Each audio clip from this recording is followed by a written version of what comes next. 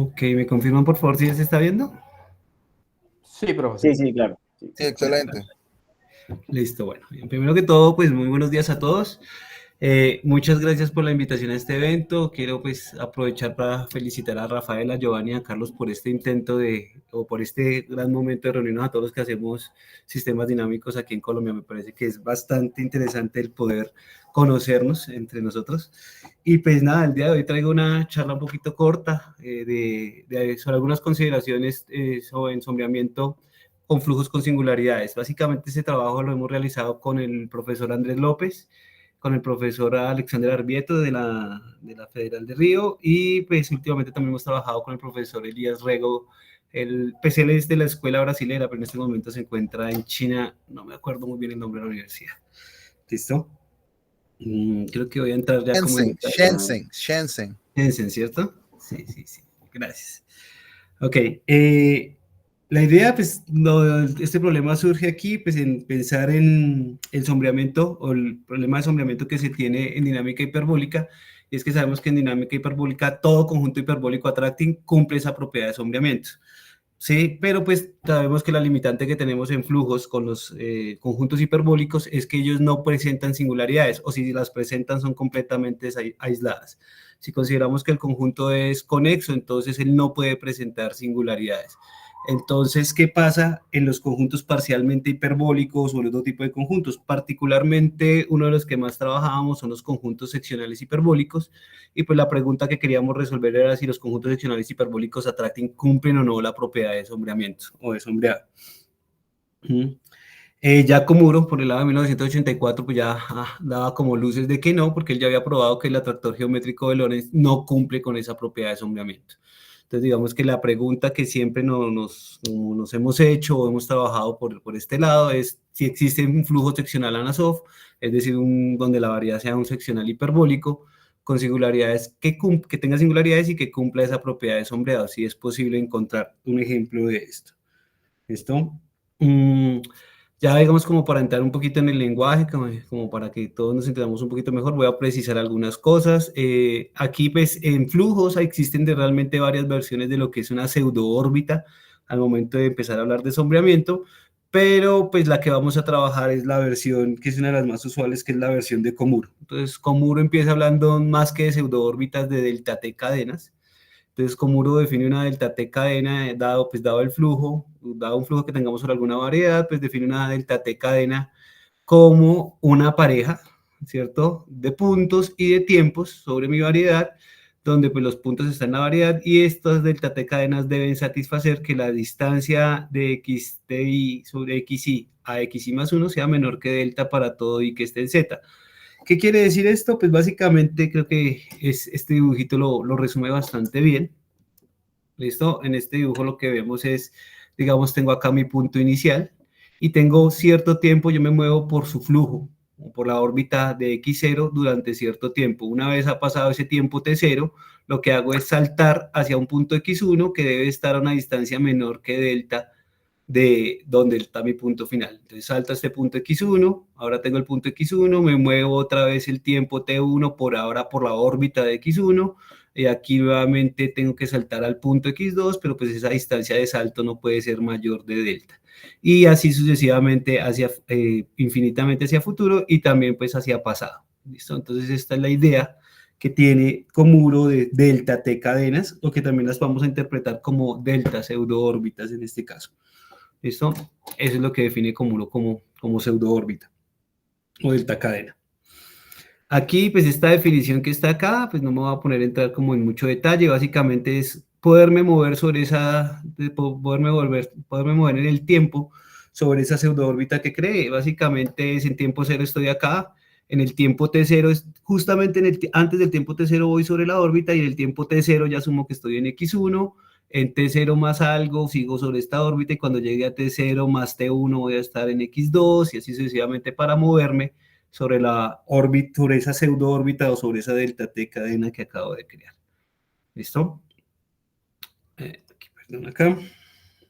Ahora, lo que también digamos, es importante notar que Komuro da delta t cadenas finitas, que la definición es exactamente lo mismo, solo que la colección la tomo finita. Aquí tomo una colección sobre todos los enteros y aquí tomo una colección finita desde un punto, bueno, generalmente uno toma punto cero hasta cierto k. Esa es la única diferencia entre la delta t cadena y la delta t cadena finita. Y después que esta colección de puntos y de tiempos debe ser finita. Para ya empezar a hablar de sombreamiento, pues también el mismo Komuro plantea tres tipos de reparametrización. En general, pues los que hemos trabajado algo de flujo sabemos que al momento de comparar o de trabajar este tipo de pseudoórbitas, siempre es necesario hablar de reparametrizaciones. Y entonces para Komuro, él habla de tres tipos de reparametrización que están acá. Habla de la reparametrización débil y es simplemente coger una función que sea continua en todos los reales, que sea estrictamente creciente y que lleve a cero en el cero. ¿Listo? Esa es la reparametrización débil. La reparametrización normal es simplemente que sea ya una reparametrización débil, pero que además esa función sea sobreyectiva.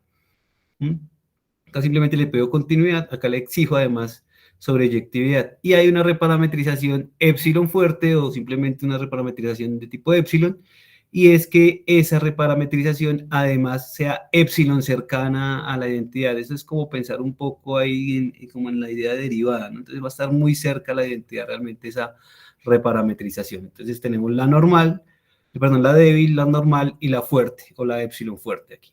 Esas son las tres que maneja Komuro para ahora sí hablar de sombreado. Entonces él dice, bueno, yo tengo un flujo acá, si yo tengo una delta T cadena, ¿qué quiere decir que esa delta T cadena sea epsilon sombreada débilmente? Entonces, epsilon sombreada débilmente es que existe una órbita real, o sea, existe un punto en M con su órbita real, de tal manera que la distancia que hay entre al moverme por el tiempo en la delta cadena y al moverme en la órbita real con el tiempo reparametrizado, siempre se mantienen en una distancia menor que epsilon. Eso es que una delta T cadena resulte ser epsilon sombreada. Más o menos el dibujito del monachito que nos imagines por acá. Tengo mi delta T cadena, ¿cierto? Que está aquí con mis radios delta.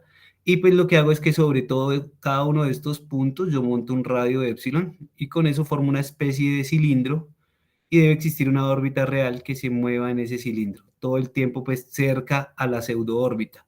Principalmente en los puntos de salto pues se mantiene cerca a los dos puntos, ¿no? En donde estoy saltando, ahí se debe mantener cerca mi órbita real que está sombreando esa pseudoórbita o esa delta cadena que está formando, ¿no? Entonces esa es la idea de que una delta cadena sea sombreada débilmente. ¿Listo? Obviamente, pues si yo cambio el tipo de reparametrización que estoy usando, pues entonces ya no hablo de que es sombreada débilmente, sino normalmente cuando la reparametrización es normal o fuertemente cuando la reparametrización que escojo es epsilon fuerte. ¿Listo? Aquí este epsilon sí tiene que ser este mismo. También habla de que puedo sombrear una cadena finita débilmente y puedo sombrear una cadena finita fuertemente. Aquí en el caso finito no se habla de normal, es porque cuando estoy en el caso finito realmente no es muy importante que la función sea sobreyectiva, ¿no? Por ser la cadena finita no necesito tanto que sea sobre, entonces que sea sobre o no realmente caen en el mismo caso. Entonces solamente se habla de débil y de fuertemente en el caso finito. Digamos que entonces ya hay 5 formas de sombrear ahí, dependiendo si la delta cadena es infinita o finita y dependiendo el tipo de reparametrización que se escoja. Y hace las 5 definiciones de sombreado que tiene Komuro. ¿Sí? Ya que es que un conjunto o que mi variedad satisfaga el WPOTP, pues quiere decir que tiene la propiedad de sombreado débil. Eso es que para todo epsilon existen delta y t, tal que toda delta t cadena o toda delta t pseudoórbita puede hacer epsilon sombreada débilmente. ¿Listo? También tengo entonces el normal, que ya que sea sombreado normalmente, tengo el fuerte, que es el sombreamiento fuerte, y es que pues utilice la reparametrización para todo epsilon existe un delta, tal que toda delta cadena sea epsilon sombreada fuertemente por un punto de M, y pues están, aquí tal vez está esta, que es la del caso finito, cuando es débil, entonces el sombreamiento débil para las pseudoórbitas finitas, para todo epsilon existe un delta, tal que toda delta t cadena sea epsilon sombreada débilmente, y el finito fuerte, ¿listo? Entonces esos son los 5 casos de sombreamiento que maneja Komuro. El mismo Komuro probó algunas relaciones que hay entre las diferentes versiones de sombreamiento, más o menos uno puede probar que si la variedad es compacta, se tiene estas implicaciones, ¿no? Es decir, que tener sombreamiento fuerte finito es lo mismo o te resulta ser equivalente al tenerlo infinito fuerte. El infinito fuerte implica el normal y ahí se implica el débil, y pues el débil infinito implica el débil finito. Lo mismo que el fuerte finito también implica este débil. Si vemos la condición, digamos, más flaca es esta, la de finito, ¿sí? Sin embargo, hacia donde vamos nosotros es hacia probar que no hay sombreamiento. Y entonces probar que no hay finito sombreamiento, digamos, es lo mejor, porque si no hay de este tipo de sombreamiento, pues quiere decir que no hay de ninguno de los otros de Komuro, ¿sí? O también por lo menos atacar el caso de infinito con débil, con reparametrización débil, pues por lo menos me mata los otros tres casos, aunque deja vivo el caso del finito, ¿no? Digamos que la hipótesis que se tiene en general es que cuando se presentan singularidades, si el conjunto va a ser attracting, pues lo más seguro es que no tenga sombreamiento, que no pueda presentar la propiedad de sombreamiento. Pero pues digamos que esa hipótesis todavía está abierta, lo que se están buscando es condiciones para poder probar ese hecho. ¿Listo? Algunos resultados que se dieron, digamos, antes de este trabajo que les presentó, y es uno que dio Wen en el 2020, que decía que cada conjunto cadena transitivo seccional hiperbólico con singularidades no tiene sombreado para pseudoórbitas infinitas, es decir, él ataca este lado de acá, queda vivo qué pasa con el caso finito, pero pues por lo menos para los seccionales hiperbólicos que sean cadena transitivos, prueba que no se va a tener ese tipo de sombreamiento. También pues el colorario es que todo flujo seccional anasofa atractor con singularidades pues no lo va a tener. Y hay un resultado que teníamos también con Arbieto y con López del 2020 que ataca el caso de finito débilmente, sombreamiento finito débil. Y es que si lambda es un conjunto seccional hiperbólico atractor de codimensión 1 con una única singularidad Lorentz-like de tipo frontera, entonces lambda no tiene este tipo de sombreamiento. Si vemos acá, pues las condiciones que le pongo para sombreamiento débil en caso infinito, comparado con las que le tengo que poner para el caso finito, pues sí tengo que poner muchas más condiciones. Es más difícil de abordar el caso finito que el caso infinito. ¿Listo? Los resultados que voy a presentar el día de hoy atacan es un poquito más este caso, el caso WPOTP, ¿sí? Es decir, cuando voy a hablar de sombreamiento infinito, pero pues ese sombreamiento en este caso es débil, ¿listo? Débil, pero infinito. Eso van los resultados. Un poco más generalizando este resultado o buscando generalizar el resultado que dio Wen en el 2020. El resultado principal, uno de los dos resultados principales que se obtuvieron en este trabajo es el siguiente, y es, sea un flujo singular, es decir, un flujo que tenga alguna singularidad sobre una variedad riemanniana compacta, y tenemos un conjunto compacto invariante, cadena recurrente, y una singularidad hiperbólica adjunta o acumulada, ¿cierto? Es decir, que sea acumulada por algunas órbitas regulares de mi sistema, o dentro del lambda mejor. Y si existe una vecindad adaptada de sigma tal que se cumple esta condición, ya hablo un poquito de qué es este número, y toda órbita homoclínica, para toda órbita homoclínica de acá, entonces lambda no tiene esa propiedad de sombreamiento infinito. Básicamente aquí las condiciones que estamos mejorando es primero que no le estamos pidiendo ningún tipo de condición adicional a que sea un flujo con singularidades.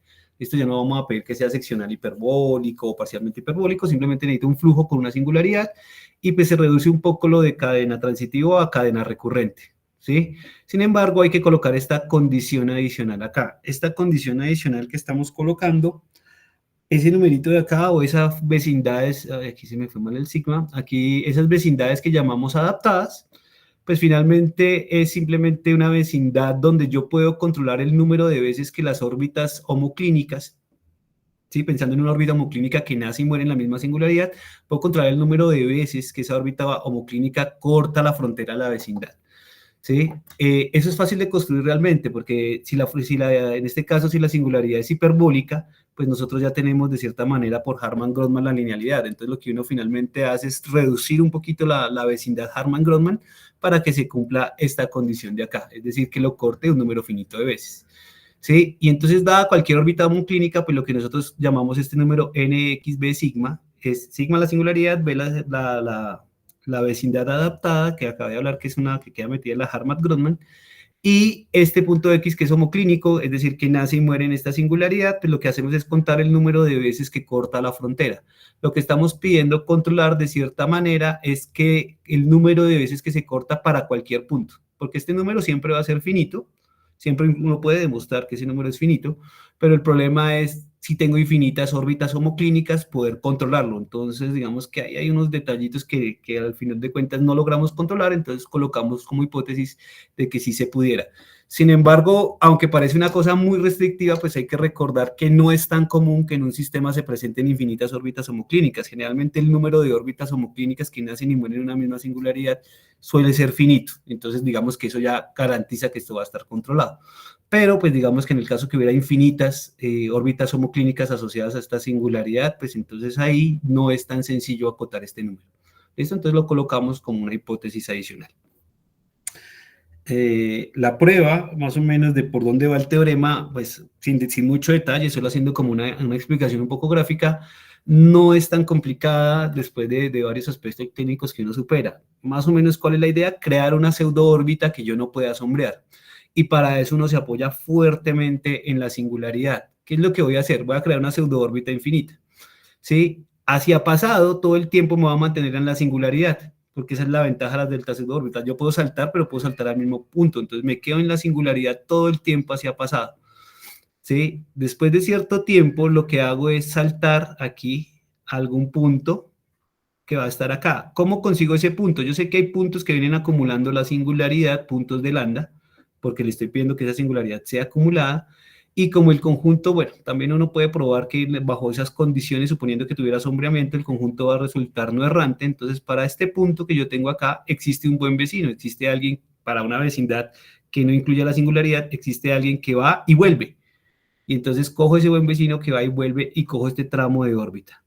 Entonces, ¿qué es lo que voy a hacer? Lo que voy a hacer es, me mantengo hacia pasado en la singularidad, en algún momento salto acá, me muevo por la órbita de él y vuelvo y salto acá, me muevo por la órbita de él, vuelvo y salto acá, me muevo por la órbita de él. Así, ¿cuántas veces voy a hacerlo?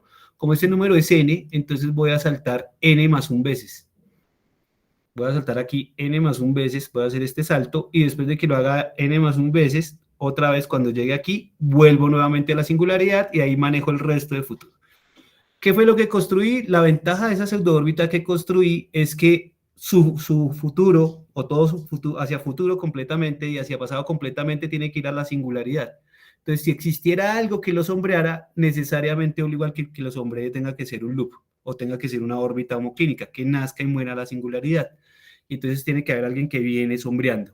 El problema es que cualquiera que viene sombreando corta lo más la frontera de esta vecindad n veces, mientras que esta pseudo órbita que yo creo, esta delta cadena que creo, lo hace n más 1, impidiendo que se pueda dar el sombreamiento, y así pues se prueba que este tipo de conjuntos bajo estas condiciones pues no tienen esa propiedad de sombreamiento infinito. Esto es más o menos un esbozo de la idea, pues sin mucho detalle técnico de lo que hay ahí. Digamos que fundamentalmente esa es la idea. Algunas consecuencias que se tienen, pues por ejemplo, que si lambda es un conjunto cadena recurrente con una singularidad hiperbólica adjunta de índice 1 es que su variedad estable y su variedad inestable sea 1, cualquiera de las dos, entonces se tiene la propiedad, pues porque aquí vamos a lograr controlar el número de órbitas homoclínicas, entonces pues por eso se va a tener el resultado. También pues, se pide que tiene en el caso de dimensión 3, pues en el caso de dimensión 3 o menor, pues siempre se va a poder controlar el número de órbitas homoclínicas, entonces también nuevamente se tiene el resultado para estos casos. Digamos que aquí ya había un primer trabajo, sin embargo ahí fue cuando Elías, que nos comentó que en la universidad donde él estaba trabajando en China, había varias versiones sobre sombreamiento que cambiaban la idea del delta T cadena. De hecho, es bastante común que se cambie la versión de delta T cadena y de sombreamiento. Por ejemplo, uno escucha hablar ya no de pseudoórbitas, sino de cuasiórbitas, o de delta cadenas fuertes u otro tipo de cosas en la literatura. Es bastante común que se cambie la noción de delta cadena y de ahí de sombreamiento. Particularmente él mencionaba que estaban trabajando un sombreamiento rescalado. En ese momento ellos lo hacían era para algunas cosas sobre expansividad, pero cambiaban un poco esa definición de pseudo órbita o delta cadena y también de sombreamiento. Básicamente, ¿qué es lo que hacen ellos ahí? Entonces, por eso aquí ya viene una segunda parte, que es hablar de sombreamiento rescalado. Lo que hacen ellos es definir este conjunto, que es el conjunto de todas las funciones que van de la variedad en los reales, que sean continuas, ¿sí? Y que sean siempre positivas y que solo se anulen en las singularidades. Más o menos lo mismo que hace el campo, pero digamos no se limita solo al campo, sino pues a cualquier otra función continua que haga exactamente esto. ¿Mm? Entonces, aquí es donde trabajan, y entonces aquí cambian la definición, ya no hablamos de delta T pseudoórbita, sino hablamos de KT pseudoórbita reescalada.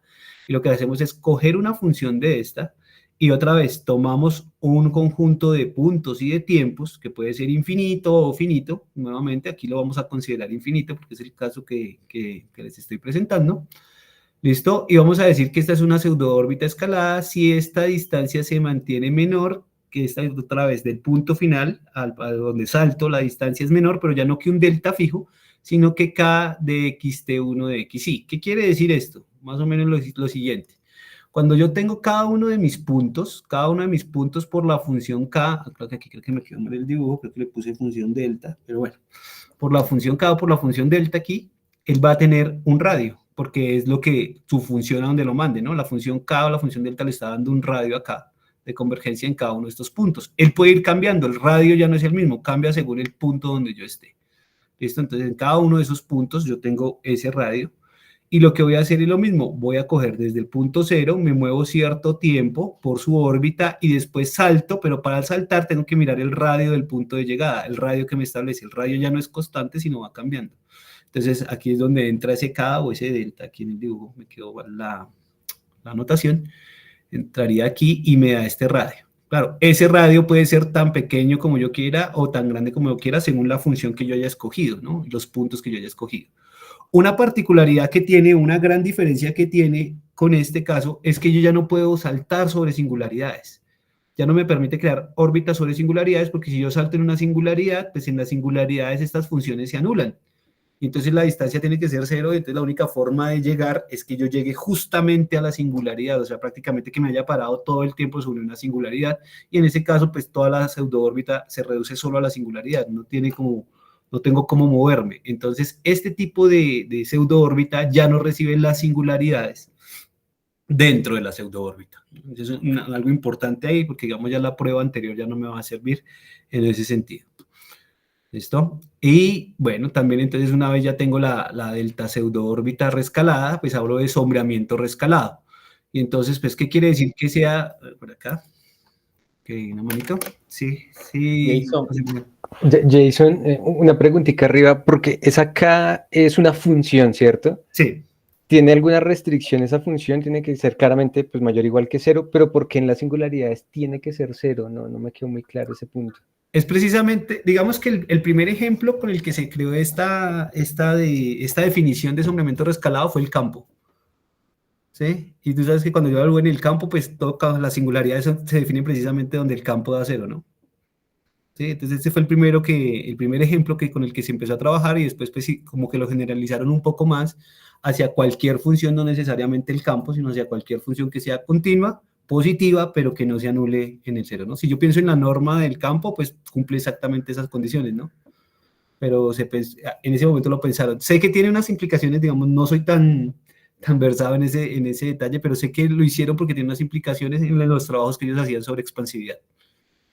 ¿Listo? Listo, ok, gracias. Okay. Bueno, sigo por acá. Entonces, bueno, para el sombreamiento rescalado, igual entonces ahora voy a tomar ya no un épsilon, sino un e, que es otra función de acá, y lo que voy a decir es que una KT pseudoórbita rescalada es LR sombreada débilmente o normalmente, otra vez dependiendo de la reparametrización. Aquí también se puede hablar de reparametrización fuerte, pero ya es un poquito más complicado porque toca involucrar esta función, no me quiero meter en esos detalles. Y voy a decir que es LR sombreada en el sentido de reescalada sombreada débilmente. Si existe Y que pertenece a M y ha hecho una reparametrización acá, tal que esta distancia es menor, aquí me quedo acá es sin este menos, simplemente E evaluado acá, me quedo aquí, tal vez más la anotación es simplemente la función E evaluado en este sistema. Ay, perdón un segundo, no sé si se me salió, ¿se está viendo? ¿Sí se está viendo? Sí, se está viendo. Listo, gracias. Esto es básicamente es la misma idea de sombreamiento que teníamos ahorita. Tal vez paso aquí al dibujito. Listo, yo tengo acá mi K o mi delta T pseudoórbita y lo que hago es montar cilindros. Otra vez esos cilindros pues dependen un poco ya de las imágenes en estos puntos de salto. Listo, de la órbita real. pero con eso monta un cilindro y la órbita real pues tiene que mantenerse ahí. Lo que va a pasar es que cambia de tamaño. Antes el tamaño siempre era el mismo, siempre era epsilon. Acá va dependiendo a medida que me voy moviendo, pues el tamaño va cambiando un poco, ¿no? Porque si me fijo acá en la definición, acá, él va dependiendo desde la órbita real que va sombreando. Entonces la órbita real es la que finalmente le termina dando el tamaño. ¿Listo? Esta órbita azul es la que termina dándole el tamaño en la que se tiene que mover acercándose a la delta, a la Kt de cadena rescalada. ¿Listo? Pero pues en esencia digamos que es lo mismo, simplemente cambié la forma de comparar. Ya no comparo con un delta con un delta constante o con un epsilon constante, sino ahora con una función que puede estar variando punto a punto. ¿Listo? La idea de sombreamiento rescalado, tener la propiedad de sombreamiento sí es copiar y pegar, y es que para toda función que esté acá existe otra función, tal que toda K1 pseudoórbita en H es R rescalada sombreada. ¿Listo? Esta pseudoórbita pues rescalada, ¿no? Aquí el tiempo 1 realmente, pues en general uno toma tiempo 1, pero uno puede probar que si lo tiene para tiempo 1, finalmente lo tiene para cualquier tiempo. Entonces, no es limitante que este tiempo de acá sea 1. ¿Listo? La idea era retomar a ver si ahora sí se volvía a tener o no el mismo resultado, pero pues ahora con este tipo de sombreamiento y pues bueno, se logró casi que la misma, incluso un poquito más general, porque se puede evitar la idea de compacidad, pero se obtuvo casi el mismo resultado. Y decía que ese es un campo vectorial completo en una variedad riemanniana y sea lambda un conjunto R cadena recurrente. Pues aquí pues la idea de cadena recurrente es que pues las cadenas ya no las tomo normales, sino las tomo rescaladas, ¿no? ¿Sí? Entonces tengo que pedirle pues trabajar todo el tiempo con el tipo de cadena que cree. Pero si él es R cadena recurrente, entonces si lambda contiene una singularidad hiperbólica adjunta, que quiere decir que es acumulada por órbitas periódicas, si existe una vecindad adaptada y logro controlar la cantidad de veces que una órbita homoclínica corta la vecindad, entonces X no puede tener el sombreamiento rescalado infinito. ¿Sí? Y pues las consecuencias son casi que las mismas del caso anterior, ¿no? Las mismas dos consecuencias. Así un poquito como el comentario para la prueba. Entonces lo primero que uno hace es utilizar un trabajo que presentaron Yang en el 2019 y Wen también en el 2019, que tiene que ver con estudiar fuertemente cómo es el comportamiento en las singularidades hiperbólicas, ese comportamiento lineal, y ellos establecieron algo que llaman como una especie de tubos o de bandas, nosotros los llamamos bandas, pero son como franjas acá que utilizan el flujo para crear ese tipo de bandas. ¿En qué sentido son bandas o tubos o cilindros, si lo quieren ver así?